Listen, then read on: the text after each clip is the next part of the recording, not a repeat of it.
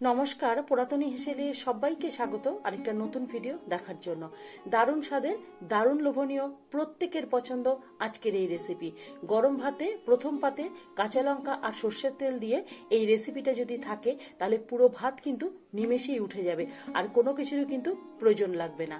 দারুণ স্বাদের এই লোভনীয় রেসিপিটা আমি কিভাবে তৈরি করলাম সেটাই আজকে আপনাদের সাথে শেয়ার করে নেব।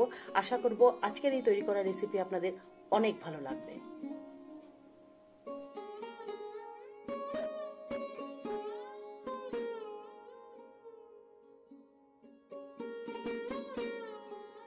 পোস্ত দিয়ে আমরা নানান রকম রেসিপি কিন্তু তৈরি করে থাকি, কিন্তু পোস্তের এই রকম একটা রেসিপি, তার স্বাদ কিন্তু অসাধারণ, একেবারে অন্যরকম স্বাদে আজকের এই রেসিপি। আমি আজকে তৈরি করেছি পোস্ত ভাপা। গরম ভাতে প্রথম পাতে কাঁচা লঙ্কা, সর্ষের তেল, আর কোনো কিছুরই কিন্তু প্রয়োজন নেই, এক নিমেষে পুরো ভাত কিন্তু উঠে যাবে। আশা করব আজকের তৈরি করা রেসিপি আপনাদের অনেক ভালো লাগবে। একেবারে অন্যরকম স্বাদে আজকে তৈরি করব পোস্ত ভাপা। নিয়েছি এখানে পোস্ত। যে উপকরণগুলো আমি এখানে ব্যবহার করব তার থেকে তুলনামূলকভাবে পোস্তের পরিমাণ বেশি নিয়েছি কাজু বাদাম, 1 মুঠো পরিমাণে কাজু বাদাম নিয়েছি। আর কাজু বাদামের সাথে সাথে নিয়েছি কাঁচা চীনা বাদাম। এখানে আমি কাঁচা বাদাম ব্যবহার করেছি, তবে কাঁচা বাদাম অবশ্যই ব্যবহার করবেন, কারণ ভাজা বাদামের কিন্তু একটা গন্ধ আসে। সাথে নিয়েছি বড় মাপের একটা পেঁয়াজ, যতটা সম্ভব পেরেছি পেঁয়াজ কুচিয়ে নিয়েছি।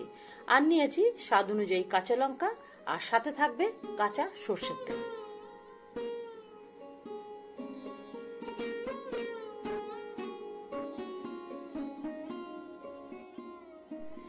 আমি যেভাবে তৈরি করেছি আমি রিকোয়েস্ট করব ঠিক তেমনি ভাবে তৈরি করে দেখবেন, এর স্বাদ কিন্তু একেবারে অন্যরকম হবে। প্রথমে কড়াই বসিয়ে খুব ভালোভাবে কড়াইটাকে গরম করে নিয়ে গ্যাস বন্ধ করে দিয়েছি।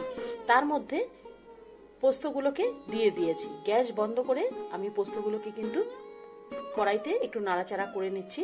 আর এই গরম কড়াইতেই কিন্তু পোস্তটা ভাজা হয়ে যাবে, আর খুব সুন্দর কিন্তু একটা ঘ্রাণ আসবে।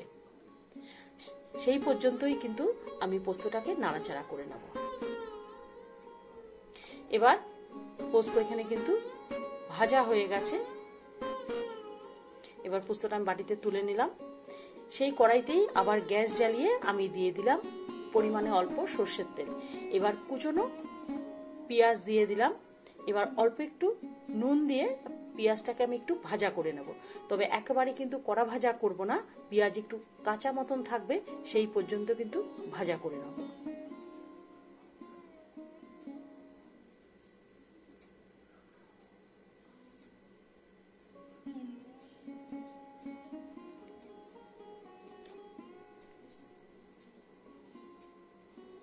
দেখুন একটু কাঁচা কাঁচা মতন আছে। এবার আমি পেঁয়াজ নামিয়ে নেব।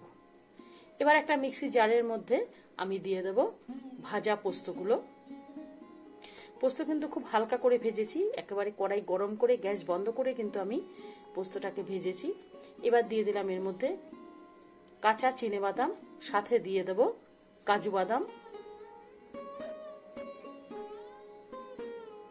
এবার শুকনো একটা পেস্ট তৈরি করে নেব।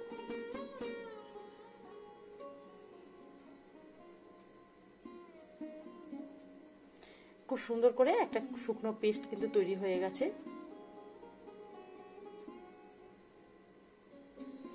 এবার এর মধ্যে দিয়ে দেব স্বাদ অনুযায়ী কাঁচা লঙ্কা।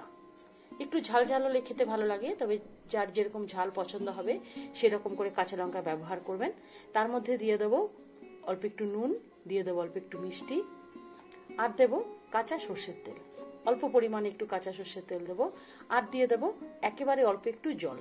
এই রান্নাটা আমি একটু শুকনো শুকনো করে রান্না করব, যার জন্য জলের ব্যবহারটা অল্প করব। অল্প একটু জল দিয়ে একটা সুন্দর একটা পেস্ট তৈরি করে নেব। দেখুন একেবারে কিন্তু শুকনো শুকনো একটা পেস্ট তৈরি হয়েছে, বেশ একটু আঠা আঠা মতন হয়ে গেছে। এবার পোস্তের পেস্ট একটা বাটিতে নিয়ে নেব। একটা টিফিন বাটি আমি নিয়েছি, ওপরে ঢাকা দেওয়া বাটি, একটু বড় মাপের বাটিটা নিয়েছি, ভাপা করতে যাতে সুবিধা হয় সেরকম করে কিন্তু বাটিটা নিয়েছি। এবার পুরো পেস্ট আমি বাটিটাতে তুলে নেব।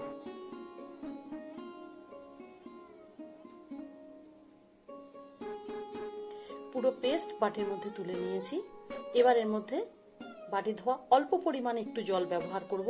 একটু আমি শুকনো করে রান্না করব, সেজন্য জল অল্প পরিমাণে কিন্তু বাটিটা ধুয়ে আমি ব্যবহার করলাম।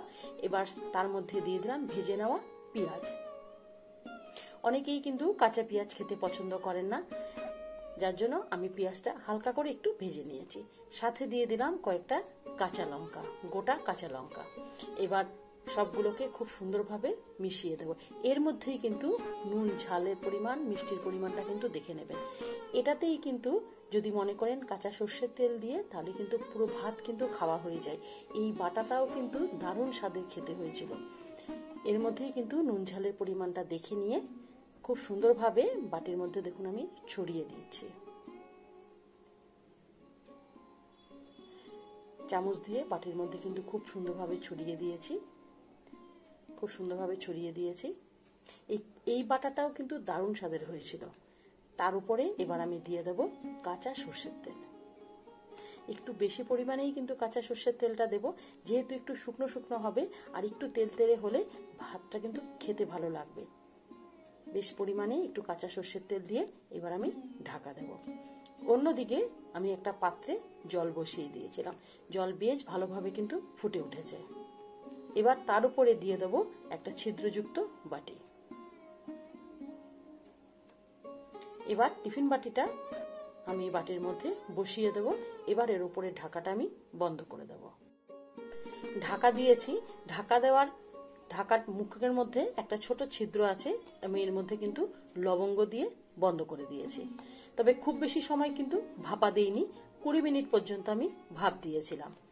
কারণ খুব বেশি ভাপ দেওয়ার কিন্তু প্রয়োজন নেই, আগে থেকেই কিন্তু পোস্তটা তৈরি করা হয়েছিল, সেজন্য 20 মিনিট ভাপ দিয়ে গরম জলের মধ্যেই আমি রেখে দিয়েছিলাম। আবার ঠান্ডা হয়ে যাওয়ার পরে একটা থালার মধ্যে আমি তুলে নিচ্ছি। আমি রিকোয়েস্ট করব, আমি যে পদ্ধতিতে তৈরি করেছি আপনারাও ঠিক তেমনি ভাবে তৈরি করবেন। আর যখনই ঢাকাটা তুলবেন, তার যে ঘ্রাণ আপনারা বুঝতে পারবেন এর স্বাদ কতটা লোভনীয় হয়েছে। দুর্দান্ত কিন্তু স্বাদের হয়েছে, একেবারে অন্যরকম ভাবে তৈরি করেছি। দেখুন, দেখেই কিন্তু লোভ হচ্ছে যে কতটা লোভনীয় হয়েছে। আপনারা যখন তৈরি করবেন তখন কিন্তু বুঝতে পারবেন। গরম ভাতের সাথে এই পোস্ত ভাপা, সাথে কাঁচা লঙ্কা, যদি আপনারা মনে করেন একটু কাঁচা সর্ষের তেল দিয়ে পুরো ভাতটাই কিন্তু মেখে খেতে পারবেন। আজকের তৈরি করা পোস্ত ভাপা যদি আপনাদের ভালো লেগে থাকে, অবশ্যই বাড়িতে তৈরি করবেন। ভালো লাগলে লাইক করবেন, শেয়ার করবেন, কমেন্ট করবেন, আর আমার চ্যানেলটিকে সাবস্ক্রাইব করবেন। এতক্ষণ আমার সাথে থাকার জন্য অসংখ্য ধন্যবাদ। ভালো থাকবেন, সুস্থ থাকবেন। নমস্কার।